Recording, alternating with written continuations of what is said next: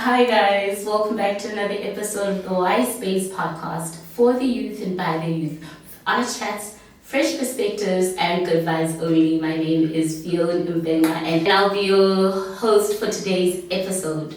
So in light of it being October and it being International Day of the Girl Child, we'll be speaking about all things related to girls, women, yes. I'm joined by Saxola Songongo, who's a programs facilitator here at the YMCA, and we'll just be speaking about the power and potential of young people leading and affecting change within our communities. Saxola, can you give an intro? How are you feeling? I'm good. Yeah.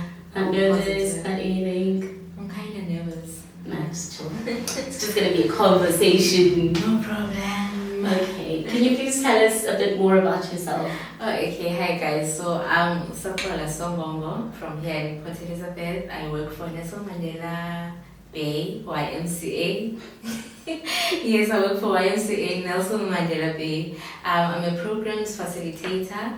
I do SRHR, life skills and substance abuse. But today we are all here about SRHR. Yes.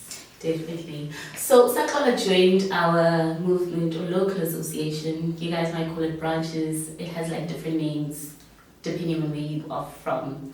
So she joined our local association earlier this year, and yeah, has been doing well actually. She goes to school, sensitizes abantwana well.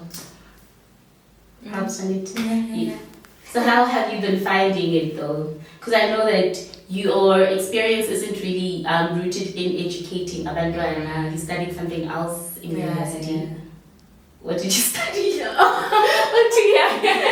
What did you study? I did agricultural management, which is totally different from what I'm doing here in YMCA. So it's all about the economic side of agriculture. So yeah, it was kind of hard for me to work here, but yeah, I do have experience from my church working with young people and all, but yeah, it's all good. So how is it working with abantwana? Is it easier with the younger ones or easier with abantwana at high school? So at first, I thought it's easier to work with the older ones, which is high school. But now I found it easy to work with the younger ones. The high scholars, they have so much questions and they're so curious, and with the work that we're doing, it requires their knowledge, like it requires them fully.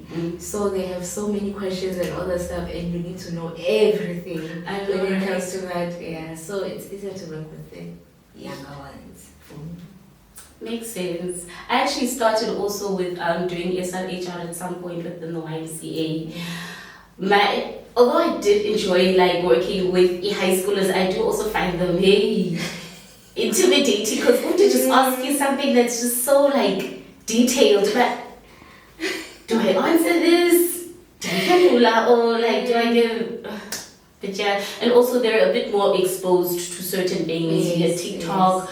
Via Netflix. Surprisingly, Netflix is exposing abantwana to very grown topics, and then they get there, especially when it's time to speak about a topic that they get very excited about. I'm not gonna say Mabepi, I guess you guys might know which topic that is. But they're very excited and they start asking like the big questions. And they can't ask their parents about those questions. So when they see us, since we're kind of the same age group, so they feel you're the same space. Yeah, you're the same space. And also you can't because now they are tight now. You have to like actually answer those questions. Yeah. It's also quite cute, Yazzie, looking at them because I also kind of see myself in them. I know I've also been in that position, but I do have certain questions, but I can't really ask Ekaya, I can't ask my parents about these questions. I don't want to ask my siblings or my older sisters, like people who already know, but it's like, hey, how are they going to look at me if I'm asking such questions? And then obviously you can't get to school and ask your LO teacher about what's up. I wish I had a me. And I wish I had who was I wish I had the opportunity that we are giving to them. Because I also found it hard to talk to my sister. Like our age difference is like 3 years, but still it's hard for me to ask about certain questions. If I ask her, like, so, she'll be like, don't ask me that. Exactly. So yeah, I feel like they need to appreciate the opportunity that we are giving them. Very, very much so. Yo, I know Ekaya, like they're very, although they're open to speaking about the things that you find on your textbook or into puberty. These are the changes, but anything else, especially when it comes to like feelings, things like that, actually don't even. The only time I ever actually had a conversation about SRHR at home was actually when I got my first period. That's when they start telling you about, your body's changing, now you can have children, and all that stuff. But it wasn't really comprehensive, and it wasn't really an environment where it felt like whatever I am going through it's okay to have questions. It's like, hey, this is what's happening, deal with it your own way. So I remember when I got my period, my mother took me straight to the gynecologist. Because she was like, what is this? And then she took me to the gynecologist. How really didn't know I was, how old was I? 13 or 14, between the two. Oh, grade 8 yeah. and grade 9. Yeah, it was that. So I feel like even parents, they need to be told about SRHR. It must not only focus on girls. Exactly. Also the women, like older women, they need to know about these things. How to react to those and all that stuff. So it was, speaking of reactions, now when I went and told Mama, and she screamed, Una, you menstruate. No privacy, no needs, no nothing. And then when my sister came back, because she went to visit somewhere, she decided, Sisi, and we were watching TV, and she's like, guess who got you can't talk to these people about anything because that's what happened. A shame. But yeah, at least we have programs such as SRHR that lets us engage abantwana and sensitize kids about this change. Because it's a huge change, hey? It is a huge change. So, other than the fact that you are like keeping in contact, is there anything that has taken you aback or shocked you when it came to like delivering his messages and these lessons? Sometimes most of the girls, they think that they know. They have the answers. They have the answers for everything, especially when we are doing SRHR and it's and the group of girls. So, most of their answers, they are influenced by what is happening in their surrounding, like community and everything like that. So it will be like, no, you can't do this, and you can't do that. It's the back and forth. Yeah. No, you can't eat dairy. Dairy is wrong. You can't eat meat during that time, and you're like, and that causes a confusion. How to call the information is. Yeah, that is quite something. I'll take things back to our advocacy initiative. So YMCA Nelson Mandela Bay is not even trying, we're launching initiatives to actually champion access to sexual reproductive health and rights information and also services. So that would be clinics, that would be getting comprehensive sexuality education to abantwana, like to the kids within our communities and within the schools that we serve. I, for one, actually had the opportunity, I guess, because the primary school that I went to wasn't faith-based. It wasn't in the, what you call, okay, so I changed schools a lot.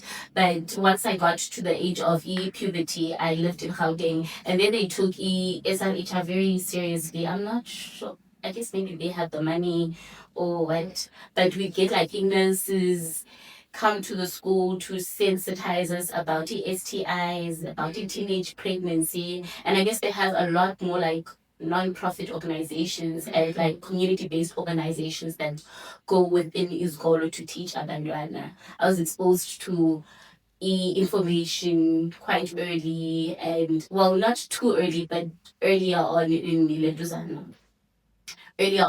my life.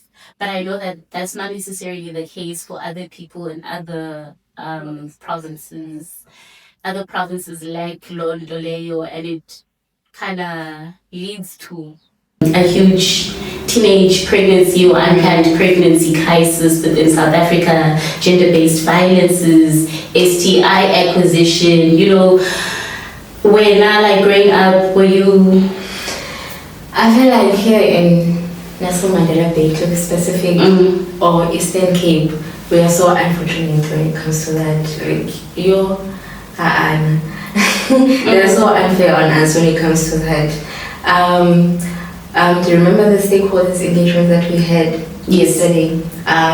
The principal did mention that the only thing that Department of Health helped them with, it's only the immunization, and then that's it. I feel like that's the only thing that we get from Department of Health. So we are not really lucky when it comes to that. Even me, from primary to high school, there's nothing that I had or I was given to when it comes to SRHR. So yeah, I feel like other provinces, they're so lucky when it comes to that. It's like us, guys, we need to do better. I mean, you know what? What's crazy is EPE is a city, so can you imagine with the rural communities? I'm sure they're so struggling, and which is why these dads are like way out there because they don't get this. Shame. So we're calling on to other community-based organizations to come partner with us so that we can spread the word, And there are not so many NPOs that do SRHR. They only focus on substance abuse, of which I do understand because of crime and all, but they need to do SRHR also. So yeah, I think they can also do better when it comes to that, the NPOs. Definitely. I think we need to establish an ecosystem or a network where we all come together, because it's especially when you speak about substance abuse, I think substance abuse and SRHR, they do intersect, Yeah. To a certain degree they do. So we need to come together from all angles to help fight this issue. Yeah, so we've also noticed that the issue isn't even just accessing comprehensive information, it's also the services. There are facilities, Zikoni Clinic, you turn left, you turn right within your community, there are facilities, but people are having trouble accessing those facilities. As an advocate, would you call yourself an advocate? Yes, definitely. As an advocate, what would you think, or what do you think or perceive to be the issue or barrier from people accessing these services that are put in place to help Abantu? I feel like most of the clinics, I feel like the problem is with the clinics. I think the nurses, they're just doing the work. They're just doing their work. But I feel like most of the clinics, they don't get supplies and all that stuff. So they also, the nurses, they have so much on them. It's layered. And then there are people who are on them and all. So when we go to the clinic, can I have this? No, you can't do that. So I feel like that's the problem. I think the problem is with the government. I feel like that's the problem, personally. So issues at top. True. Yes, that's the issue. So the government needs to do better when it comes to that. And then, yeah. That is very true. People are being overworked. People are working on limited supplies. It's just a lot, and they are expected to also do their work. On top of that, problems on problems. Okay, so we've spoken about the government. We've spoken about healthcare providers. To a certain degree. As young people, how do you think we could, how do we fit into the puzzle? What could we do to help champion access to SRHR? I know personally for me, what I've been doing within the organization, it started with actually taking the time to actually learn about Izinto. I don't have access to all the information. I don't have all the answers, but being willing to sit down and like Google and like get the information that's already out there. No one's expecting me to be writing dissertations about SRHR, but the little things, teach myself and then have conversations, so you don't have to have like a huge awareness in Google you're talking about, but have like those little conversations between you and your friends, between you and your colleagues. It doesn't have to be like aggressive. And that's true, like the advantage that we have as this generation is that we don't have internet. You go to the right site, you Google, you search what you want to learn about, and then you'll get the knowledge. There's no need for us to go to the clinics and just go to the clinic already knowing what is wrong with you. Where to start, yes. We also understand that sometimes there is a lot of misinformation out there, but where to, as long as you have like just a bit like that, hey, we've been doing now I know some of my information. Sometimes you'll learn that like you feel quite lazy. I don't want to promote laziness out there, but a bit lazy to read. But there's TikTok. TikTok is so informative, guys. Yeah, it is. I only got onto TikTok last year. Like it wasn't meant when you don't and I just saw plaything. Well, people are just doing dance challenges. I didn't see it as a tool for information. But people are smart. We have doctors there. We have like it's so informative. So I'll follow like people who speak on like big topics that I find interesting, and take it as like a level of learning something. And do you know what's nice about your TikTok footage? It's not like that's aggressive. You can just be like, oh, did you see that TikTok about so and so, this and that, and then it starts a conversation, and then you're able to like bring in your different perspectives and views and share like information, like comprehensive information that you already have. Yeah. Do you ever do that? I'm not really big on TikTok, but what you said, it is true. Like I sometimes use it as a Google. When you don't know something, you TikTok it. And then you find the doctors there who give knowledge about what you want to know. So TikTok does help also. I get you. Exactly. Social, you need to use the internet, guys. Use the internet. It's not really too formal. It's not. And there's no need for you to read. Some of us are lazy to read. So it's better to listen to something instead of reading. So we need to follow good people though. Hey, we're like not that random Uncle Gogo or Tetage. Especially, do you know with TikTok the bad thing is that you might really get into Uber. You start. Your algorithm changes. Oh yeah, the algorithm. Now you're listening to red pill content or be a man. This is what. Be careful of that. Be careful of that. To follow right people for more information. Yes. At least certain things can help bridge the barrier. We can't really speak about the SRHR without bringing in gender equality, gender parity, and if you don't know what that is, Saxola will explain it to you. Jerry, I'm putting her on the spot, so she didn't speak that. What would you say gender parity is? Gender equality is the same thing, right? Oh, okay. Gender equality is like being equal, having the same rights as male and a female. So that is gender equality. Like, so if boys do this, girls are also allowed to do that. There's no like boys need to do this and then girls stereotyping some type of a way. Yep, that's the answer. That's it.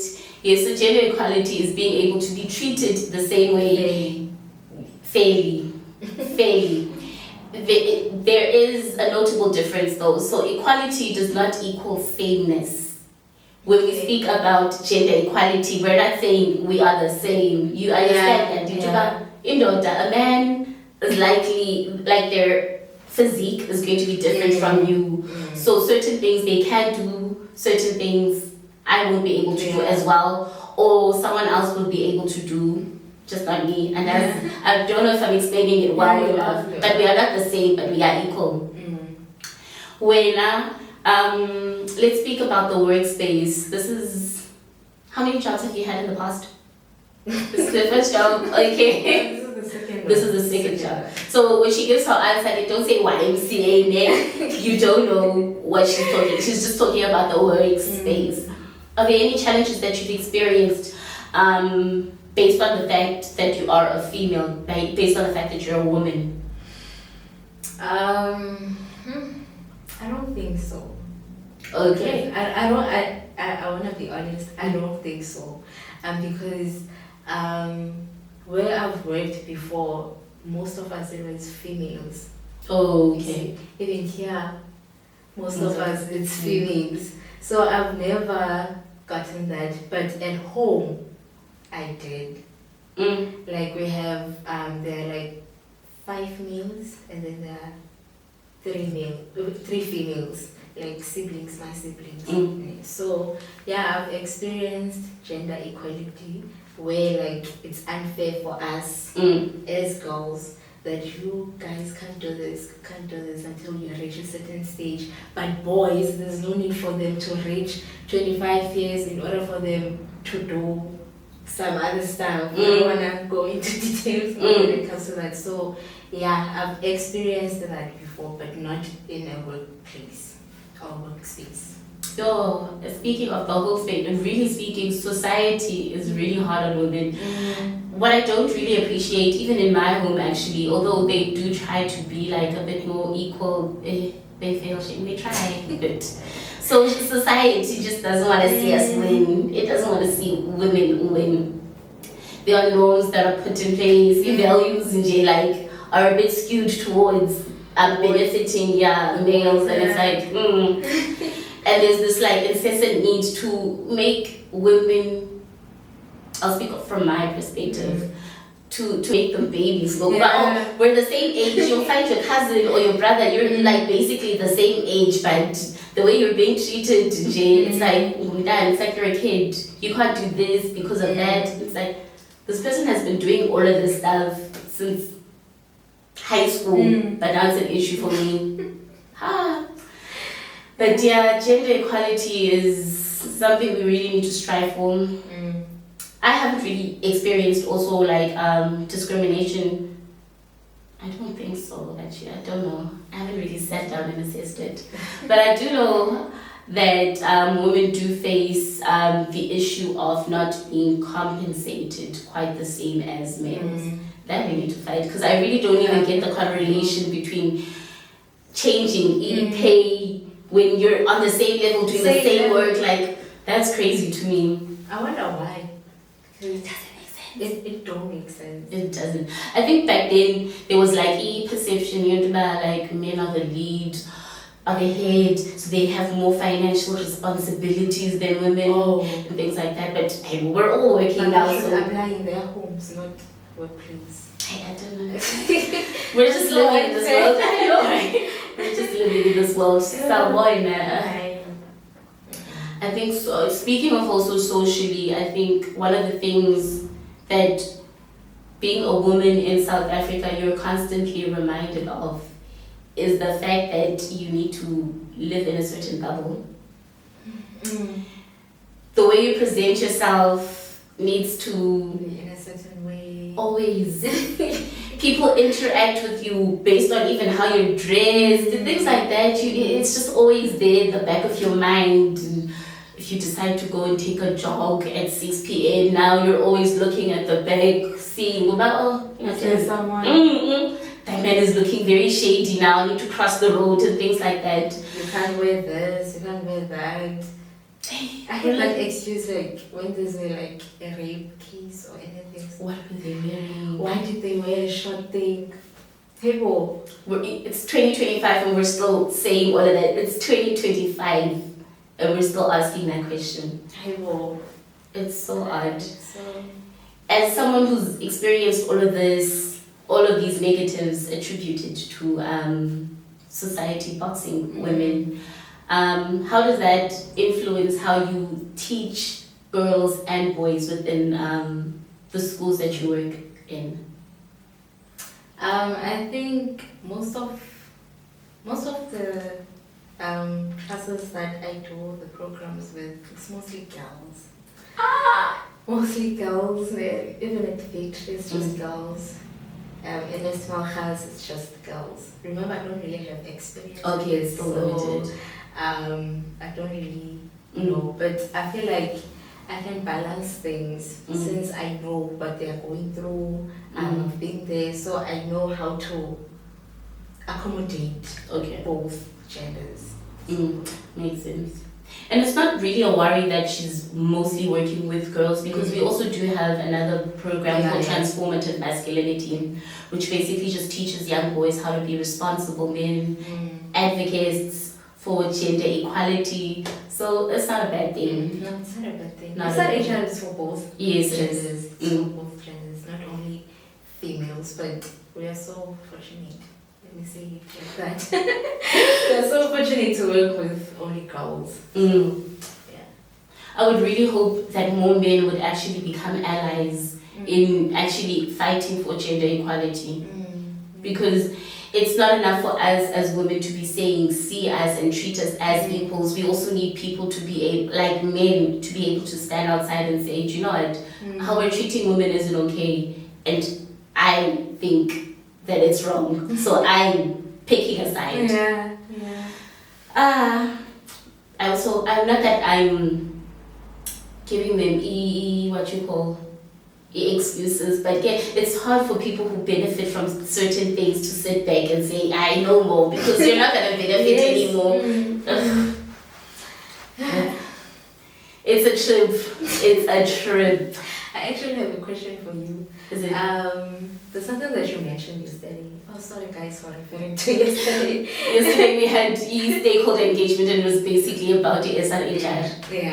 Yesterday you mentioned that in classes, like when we go to schools, especially with the SRHR, the teachers, there was a time where a teacher said we must separate boys and girls. I don't know how I felt in between about that, because you said it was kind of unfair. They must both benefit. But in some certain topics, I feel like they do need to be separated. I'm sorry for answering you today. No, it's okay. We have it on camera. So you'll give my response back. So they separated boys and girls. Oh, so I feel like some of the topics under SRHR, they don't really need boys, because what I've experienced is that girls can be too comfortable when we are talking as girls. They can be too comfortable. Some questions will be like, can you even ask that question to someone who is older than you? But they are so comfortable, they can ask questions. And then if boys are there, I feel like they won't be as comfortable. Yeah, I do understand that. I get that. But when I said that we should mix both males and females, I felt the need to, even if there are those uncomfortable conversations that need to be had, it's nice that the other gender is present to see, this is what the people are going, the opposite gender is going through. And they'll be able to understand. When you're able to understand where people are coming from, it leaves less space to judge or to find is it or funny or whatever, because at the end of the day, it's not just bodily changes or whatever changes, or maybe emotional changes that are happening to the girl child. Both of these genders, all these genders, very inclusive here. All these genders, all of these people are going through the same thing. There are nuances, there are differences and whatnot, but it's basically all the same thing. No one has been no one has ever experienced deep puberty. We're all new here. So if I'm going to be talking about, I'm trying to think of an example that's not too deep. Okay, if a girl decides to speak about leakage, freakage, you get what that is, right?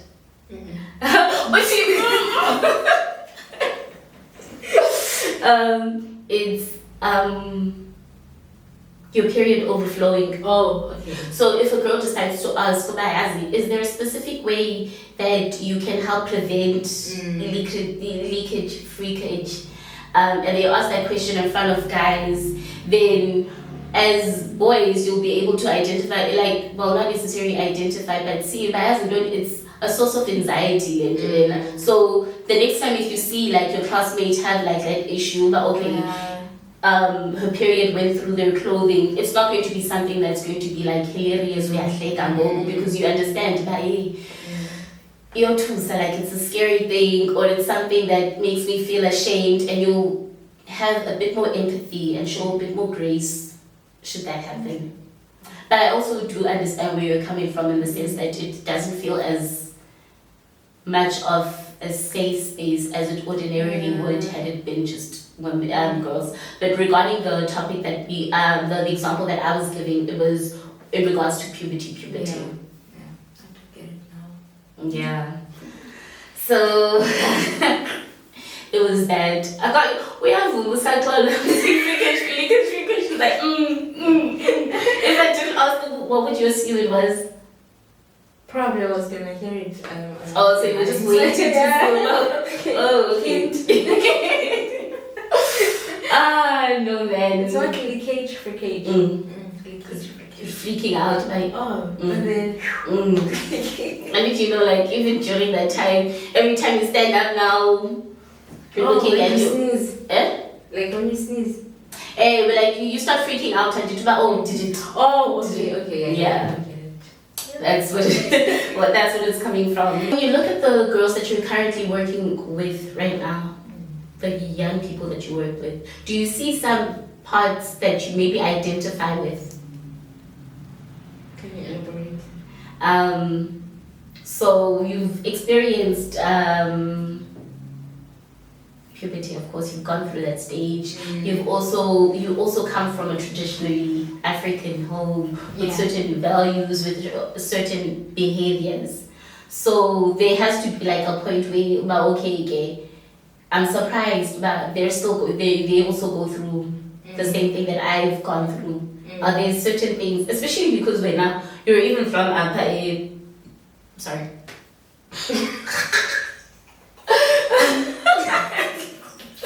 You're even from here, I burped, sorry. You're even from here at Port Elizabeth. So certain things, there should be like a lot of similarities, because it's people, like, you grow up in the same environment. I'm trying to think of something. For me personally, when I was doing the SRHR and I was working with the kids, it was a bit different because, again, I'm not from Upper Port Elizabeth. I find Upper Port Elizabeth very free. Yeah, we are free. Like, y'all just talk and shit.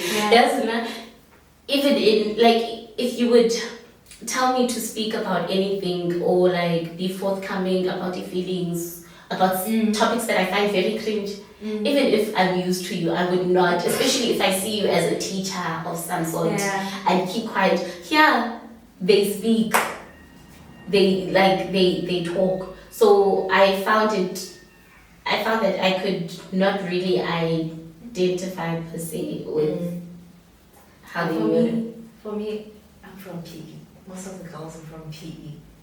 So, like, once I'm in the moment with them, like I'm in that moment where we are now, like, everyone is from PE. We talk PE language. So I'm also free. I just talk. Like, I just talk. I remember one of my colleagues was like, I was up on. I was like, I wasn't supposed to say that. Because now I was like, one thing about me, like, I can go to their age. I can be a 16-year-old and just talk with them. So yeah, it is good with me. Like, I'm able to talk with them. And I think that's an advantage because now they're able to learn what I'm trying to say to them. Yeah.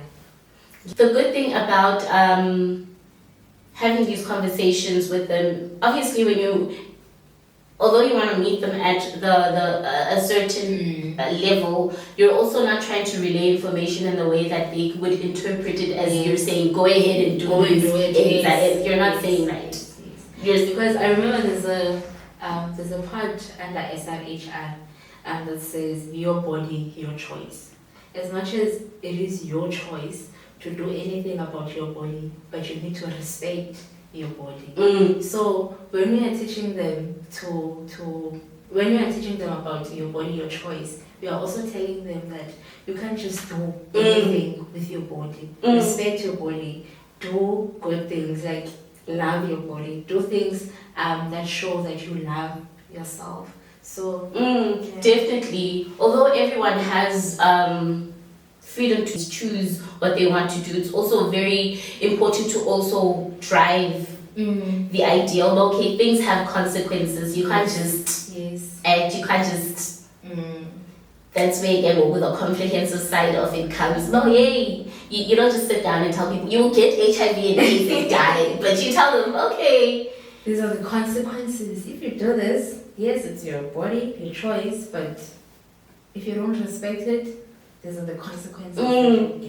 The bad thing about teaching back then, like growing up, what I have noticed actually was that the main message that people were relaying when it came to speaking of AIDS was that if you do this, you will get HIV and you will die. And it's just that you don't speak about I don't know, like it's just you will die. You don't speak about okay, if you get this, you will like take pills for the rest of your life. Like that, and also that as you know, even death is not the worst thing. There's also trauma attributed to certain things. Mental health will suffer, like it's layered, like a lot goes into certain what you call decisions.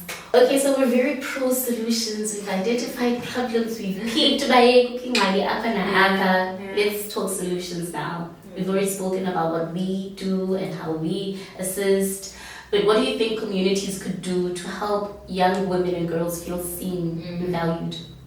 I feel like schools, they need to collaborate with the clinics so that the school kids, especially girls, they can have access to the resources like your contraceptives, your HIV kits and all that stuff. They should be given a time where school kids, they can go to the clinic, they don't have to wait those long queues and all. And I also feel like the NPOs from those communities, and they need to also work with the counselors and all. There's a lot that needs to be done, but I think that's the first step that we can do. Work with the Department of Education and Department of Health. Definitely, we need an approach that incorporates not just community-based organizations. Everybody needs to come together. Exactly.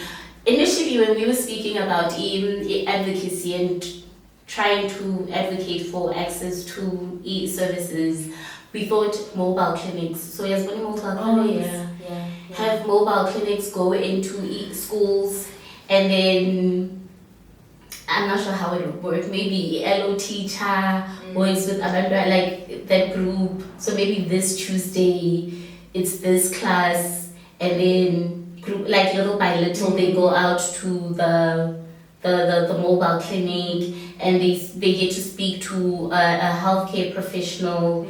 And because another issue is that sometimes the issues that relate to SRHR aren't necessarily about like accessing contraceptives only or STIs and things like that, but also having to speak to people about challenges, consent. What else? I'm having trouble thinking of examples, but a lot goes into mental the changes that happen with your body. And you always wonder, hey, is it normal for this to look like that? You need someone to speak to. about like all of those things. So those mobile clinics would have young nurses. Yeah, We're not discriminating. Discriminating. We're not discriminating. Yeah, at night, I just remembered something. So from where I stay in Gomakaki, there are community-based healthcare workers that go to that do door-to-door stuff.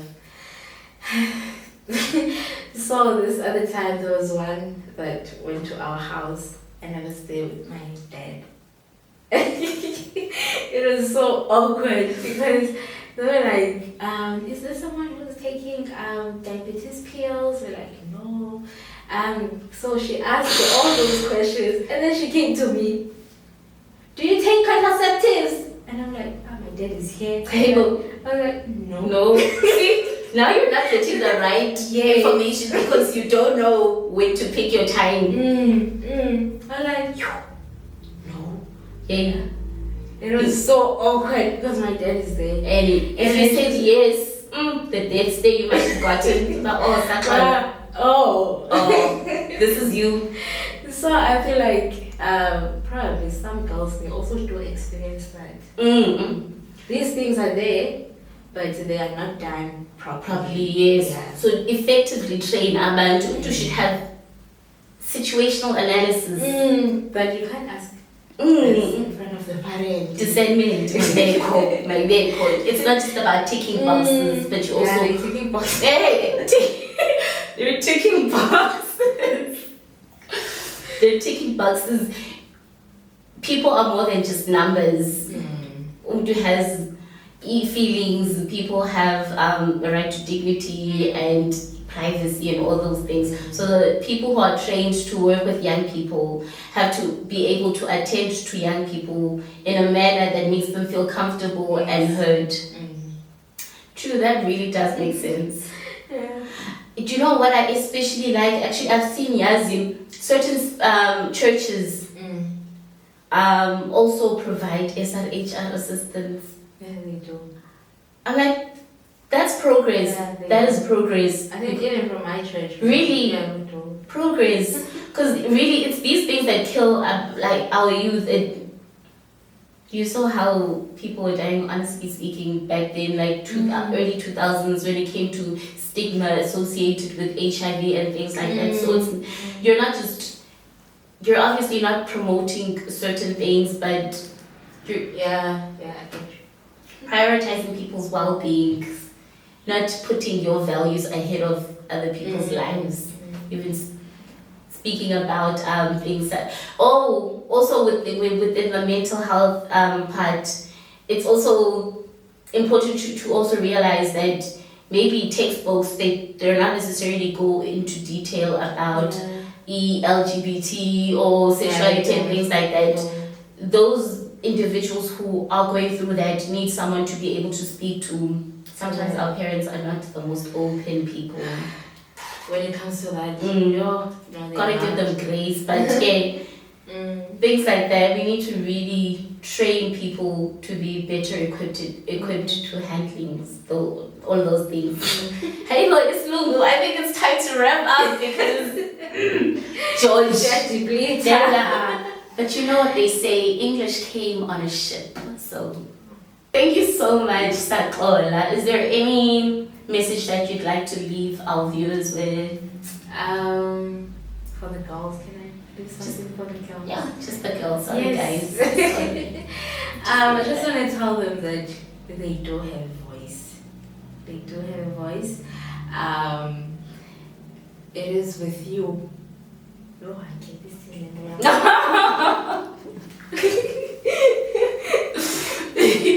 Uhlekani kodwa uPhibo belahleka. Oh. Oh yeah. Never underestimate your voice.